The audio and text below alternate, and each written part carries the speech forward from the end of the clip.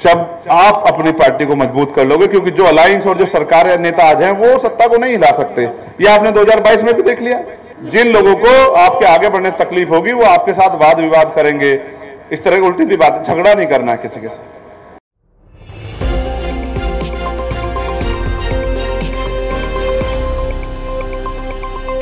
कहते थे समाज में 5 तरह के बल होते हैं। पहला बल बुद्धि बल, जो आदमी को जीवन के साथ मिलता है। दूसरा बाहुबल, जो उसके शरीर के साथ चलता है। और तीसरा, क्योंकि समाज बड़ा समाज में संख्या बहुत होती है तो वो जनबल होता है। और चौथा उसका धनबल होता है, जो समाज की पूंजी होती है, जो माँ बाप का दिया होता है, प्राकृतिक होता है, आर्थिक रूप से होता है।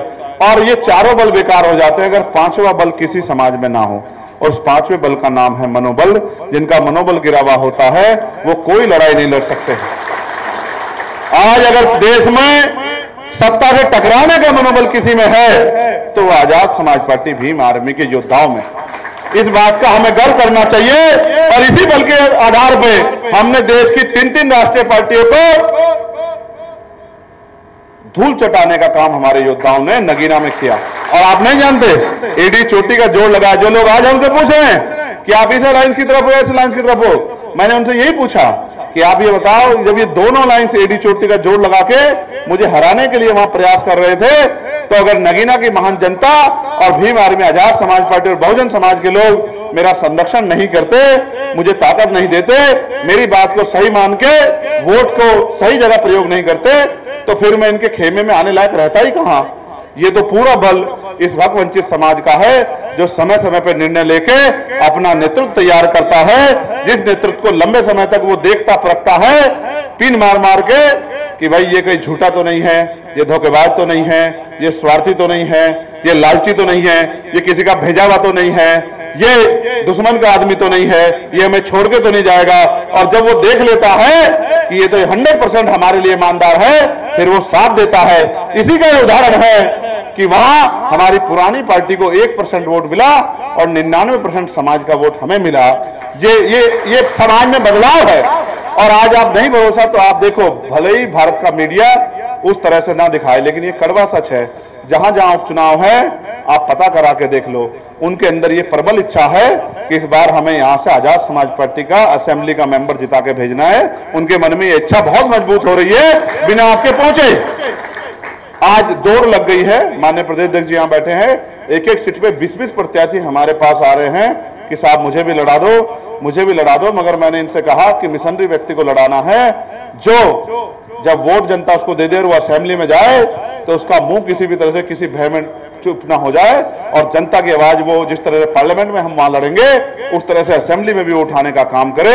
क्योंकि इस चुनाव से पहले हमारे ऊपर बड़ी तीखे आरोप लगते थे कि उनकी जमानत जब्त हो जाएगी, उनको इतने वोट मिलेंगे, उनको उतने वोट मिलेंगे, वो ये कर जाएंगे, वो ये कर। जनता ने, सबका मुंह जनता ने मुंह बंद किया। हमने नहीं किसी को कुछ भी कहा, सबका मुंह जनता ने बंद किया।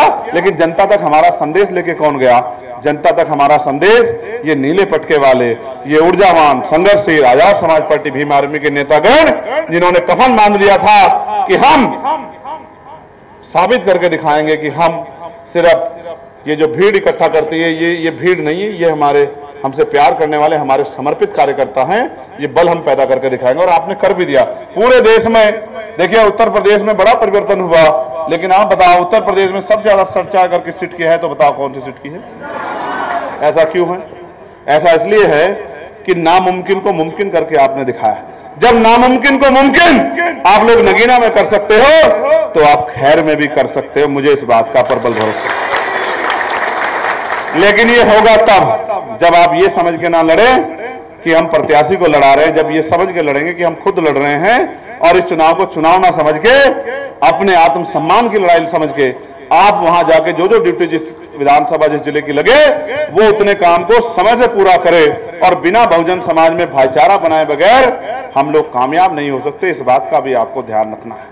जब बहुजन समाज में भाईचारा पैदा होगा, जब दलित, पिछड़े और मुस्लिम और अन्य धार्मिक अल्पसंख्यक और न्याय पसंद लोग आपको समर्थन करने लगेंगे, और जब हम उनकी आवाज पार्लियामेंट से उठाएंगे और पार्लियामेंट के बाद सड़कों पे उठाएंगे, तो एक विश्वास जो बनेगा किसानों में, मजदूरों में, नौजवानों में, महिलाओं में, उसी विश्वास को हमें वोट की शक्ति के रूप में बदलना है। इसके लिए ये नहीं सोचना है कि मुझे छोटी जिम्मेदारी दी, मेरा कद बड़ा है, मेरा सम्मान बड़ा है, उसको समझना। हमने देखा है एक बार हमारे यहाँ एक हमारी पुरानी पार्टी के बड़ी नेता की जिम्मेदारी, जो बहुत बड़े स्तर का नेता था, एक विधानसभा पे लगाई गई, उनको विधानसभा का प्रभारी बनाया गया, क्योंकि ये हमारे लिए चैलेंज है।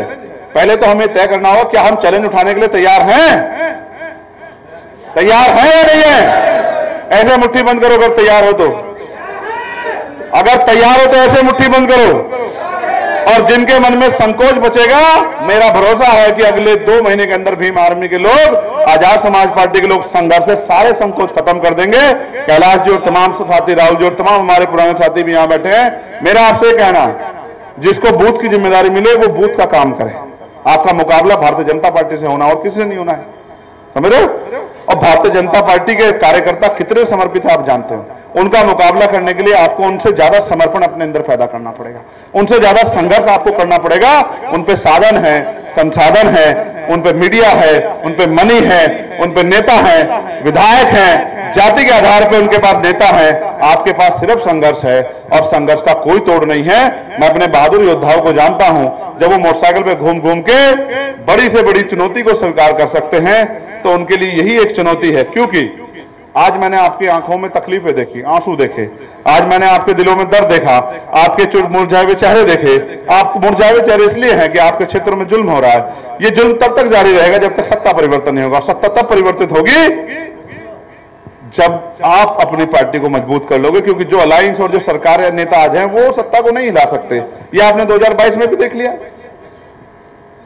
जो गठजोड़ अलायंस का हमने बनाया है नगीना में, वही अलायंस का गठजोड़ अगर आप यहां बना लो तो बताओ कामयाबी मिल जाएगी नहीं मिल जाएगी?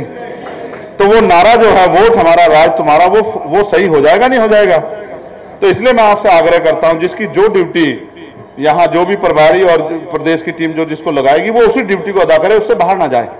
जिला अध्यक्ष जी को भी मैं बधाई देता हूं और भीम आर्मी के जिला संयोजक जी को बधाई देता हूं और विधानसभा अध्यक्षों को भी, कमेटियों को भी। लेकिन मैं फिर कह रहा हूं, हर एक व्यक्ति की जिम्मेदारी इंपोर्टेंट है, बूथ वाले की भी, सेक्टर वाले की भी, विधानसभा लेवल की भी, जिला लेवल की भी, और तमाम जो बिना पद के लोग हैं उनकी भी जिम्मेदारी अहम है।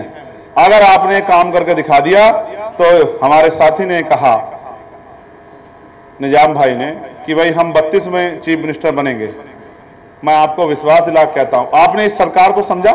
अभी जो केंद्र में बनी, इस सरकार में 2 नेता हैं, एक का नाम है नीतीश कुमार और दूसरे का नाम है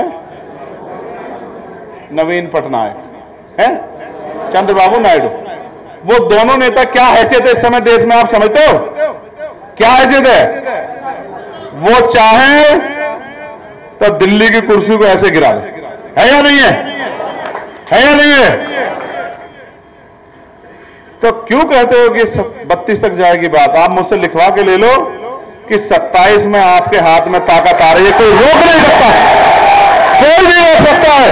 क्योंकि जितना मनोबल हमारे लोगों का ऊंचा है, उतना तो सत्ता में बैठे लोगों का मनोबल भी ऊंचा नहीं है। लेकिन ये चंद्रशेखर आजाद भैया की नारे लगाने से काम नहीं चलेगा। ये चलेगा जिसको जो जिम्मेदारी दे दी जाए, वो अपनी जिम्मेदारी को बिल्कुल जिम्मेदारी से निर्वहन करे, तब ये काम चले। और देखो, एक बात मैं आपसे कहता हूं, जिन लोगों को आपके आगे बढ़ने तकलीफ होगी, वो आपके साथ वाद विवाद करेंगे, इस तरह की उल्टी सी बात। झगड़ा नहीं करना है किसी के साथ। झगड़ा करने को इस तरह समझो, आपको एक सफर तय करना है, बीच में कोई बाधा उत्पन्न हो जाती है, रास्ता खराब हो जाता है, कांटे पड़े हो जाते हैं, सफर जिस चीज से कर रहे हो वो खराब हो जाती, तो आपका समय लगेगा। फिर बात 32 तक ही चली जाएगी, तो 32 तक नहीं जाने देना है, समझ रहे हो? अभी तो बहुत लड़ाई लड़नी है, बैकलॉग की लड़ाई लड़नी है कि नौजवानों को रोजगार मिले। अभी लड़ाई लड़नी है कि आपके क्षेत्रों में इंडस्ट्रियल एरिया लगे, पढ़े लिखे नौजवानों को रोजगार मिले, प्रमोशन में रिजर्वेशन SC ST OBC के लोगों को मिले, इसकी लड़ाई लड़नी है। और महिलाओं को कुटीर उद्योग लग के रोजगार मिले, इसकी लड़ाई लड़नी है। और सबसे बड़ी लड़ाई लड़नी है कि देश का एजुकेशन सिस्टम सुधरे। कैसे? जब तक जिला अधिकारी, जब तक विधायक जी, जब तक सांसद जी, जब तक मंत्री जी, जब तक CO साहब, कोतवाल साहब, पटवारी साहब, सेक्रेटरी साहब, और मजदूर साहब और किसान साहब का बेटा एक ही स्कूल में एक ही टेबल पर बैठ के नहीं पढ़ेगा, तब तक सिस्टम सुधरने वाला नहीं। और जब तक सिस्टम नहीं सुधरेगा तब तक उसका बड़े पैमाने पर लाभ नहीं मिल सकता है। एक परिवार को मिल जाएगा, 2 को मिल जाएगा, 10 को मिल जाएगा, नहीं बढ़ेगी बात। कब बनेगा? जब सिस्टम सुधरेगा, पॉलिसी बनेगी। सोचो, एक पॉलिसी लागू हो कि चाहे गरीब का बेटा, अमीर का, अधिकारी का हो या कर्मचारी का, जो भी सरकारी सेवा का लाभ ले रहे हैं, सरकारी सुविधा ले रहे हैं, उनके बच्चों को सरकारी स्कूल में ही पढ़ना पड़ेगा। आप महसूस करो, जब जिलाधिकारी का बेटा जिस स्कूल में पढ़ेगा, क्या उस स्कूल में पढ़ाई अच्छी नहीं होगी? क्या उसकी बिल्डिंग अच्छी नहीं होगी? क्या उसमें किताबें समय से नहीं मिलेगी? क्या मास्टर समय से नहीं पढ़ाएगा? उसी तरह से जब MP MLA साहब का बेटा वहां बैठा होगा, मंत्री जी का वहां बेटा बैठा होगा, तो बताओ सिस्टम सुधरेगा नहीं सुधरेगा? अब तो वहां किसानों के, मजदूरों के, गरीबों के बच्चे बैठते हैं, तो बैठे रहे मरे, क्या फर्क पड़ता है? समझते हो? समझते हो? फिर इसी तरह से हमें हेल्थ सिस्टम को भी सुधारना। जब एक ही अस्पताल में एक बेड पे मंत्री जी के परिवार का, विधायक जी के परिवार